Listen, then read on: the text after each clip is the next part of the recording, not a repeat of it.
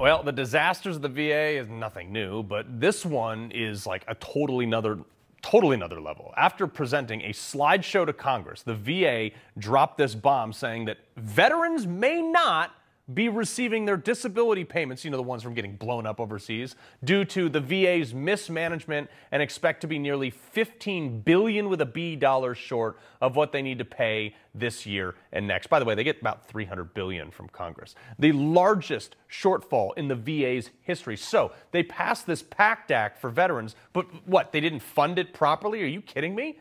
I mean, maybe it's because of the 8,000 fired employees that the VA rehired and gave back pay to. Maybe that's what it is.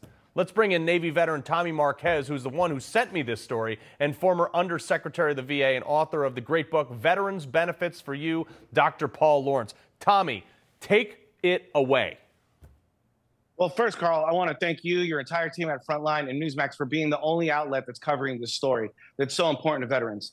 Essentially, what has happened is the VA has acknowledged that they have mismanaged all their budget to the tune of about $15 billion.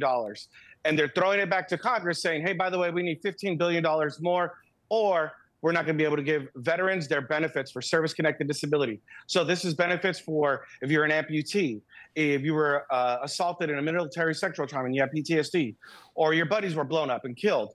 They're all going to be hurt by this. But we know that Congress is most likely going to come through with this. But the problem is this is scandal after scandal after scandal with the VA. And at a certain point, when are they going to get rid of the leadership there that is toxic?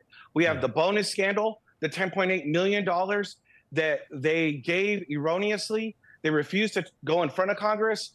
We just got tons of scandals there. And it's just, at this point, almost hopeless being a veteran with the VA. Yeah. But Dr. Lawrence, this is, I mean, you were at the top levels of the VA for, under the Trump administration. This is a terrible problem. And is there no way to move this money from, I don't know, salaries of VA employees back to better? I feel like the VA should be prioritizing the benefits of people who put foot to rear and got hurt in combat.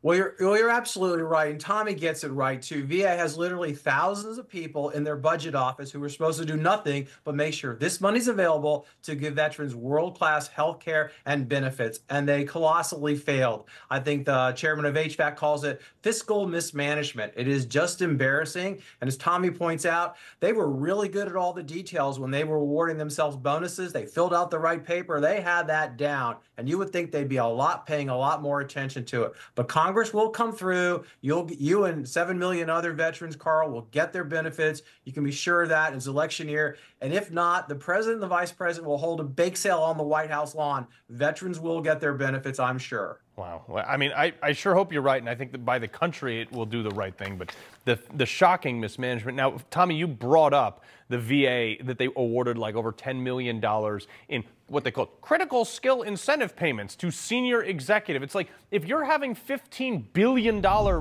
budget windfalls, maybe you shouldn't be paying out bonuses for that. Yeah, and they were totally mismanaged. The OIG by name said that the Undersecretary for VHA clearly misled the Secretary of the VA on this, and that it was totally erroneous, and he wasn't told not to do this, but he did it anyway. And then, like a coward, he refused to show up to Congress and sent the secretary in to testify for him. Now, we just saw somebody finally get fired in this administration, but I don't know what it's going to take for scandal after scandal at the VA for somebody to just be removed, and let's get some competent leadership in there. Yeah, it's shocking. But, Dr. Lawrence, what do you do day one to start making sure this doesn't happen again?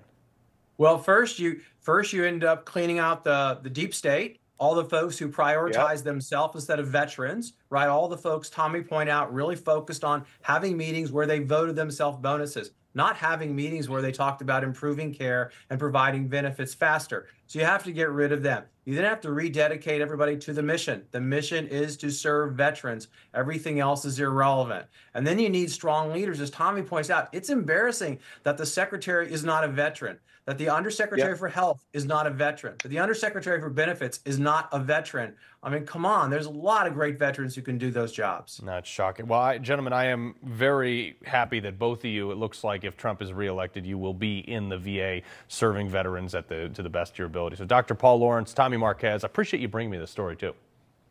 Thank you. All right.